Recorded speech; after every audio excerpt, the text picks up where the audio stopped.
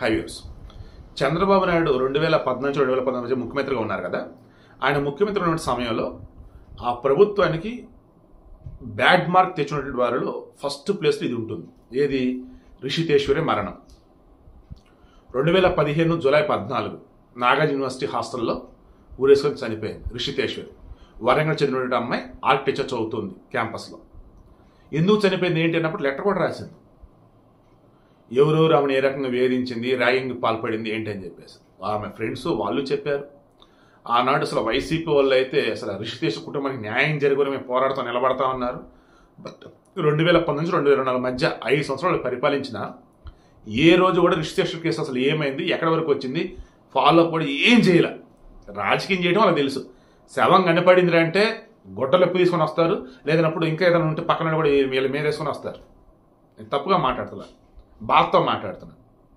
ఒక శవం కనపడిందంటే వైసీపీ చేసే శవ రాజకీయం ఏ రేంజ్లో ఉండేది మీకు తెలుసు. కానీ ఆ తర్వాత ఆ కుటుంబానికి అండగా ఉండే విషయంలో కానీ, ఆ మరణించినటువంటి వారి ఆత్మకు శాంతి చేకూరే విధంగా, ఆ మరణానికి కారణమైన వారికి శిక్ష పడటానికి ఎఫర్ట్స్ పెట్టే విషయంలో కానీ ఎక్కడ కూడా అసలు వైసీపీ వాళ్ళు అబ్బే శవం కనపడిందా, రాజకీయం చేసామా, కాసేపు ఇంకా ఏడ్చామా, లేదంటే కాసేపు టీడీపీ తిట్టామా, వెళ్ళిపోయామా, కంతే వాళ్ళు. అధికారంలో ఉన్నంతే, ప్రతిపక్షంలో ఉన్నా అంతే. ఈ రిజిస్ట్రేషన్ విషయంలో, ఆ కేసు విషయంలో వాళ్ళు కరెక్ట్గా కనుక ఫాలోఅప్ చేస్తుంటే 2019-2024 మధ్య ఖచ్చితంగా ఆమె మరణానికి కారణమైనటువంటి ఎవరైతే ఉన్నారో వాళ్ళకి శిక్ష పడేదండి. ఇప్పుడు ఏమైందండి? గుంటూరు కోర్టు కేసు కొట్టేసిందండి. సరైన సాక్ష్యాధారాలు లేవు. ఆమె మరణానికి ఇదిగో పలానా వాళ్ళు కారణం, దీనివల్లే కారణం, వారి వల్లే చనిపోయింది, ఇదిగో పలానా వాళ్ళు వేధించారు, ఇదిగో పలానా వాళ్ళు ఆమెను హింసించారు, పలానా వాళ్ళు ఇదిగో ఆమెను ఆ రకంగా అన్నారు, ఈ రకంగా అన్నారు. కరెక్ట్ ప్రూఫ్లు దొరకట్లా. చనిపోయే ముందు ఆమె లెటర్ రాసిందండి. ఇదే ఇంకా దాన్ని సాక్ష్యంగా పరిగణించలేరు.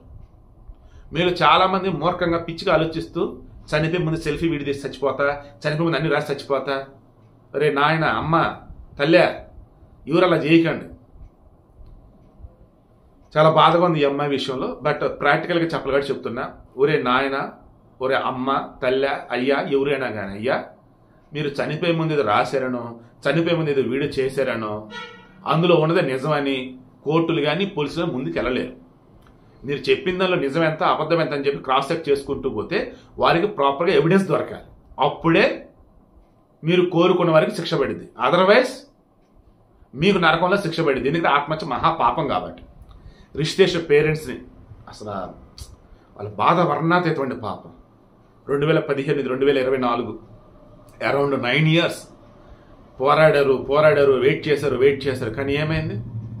సరైన సాక్ష్యాలు లేవు, కేసు కొట్టేశారు.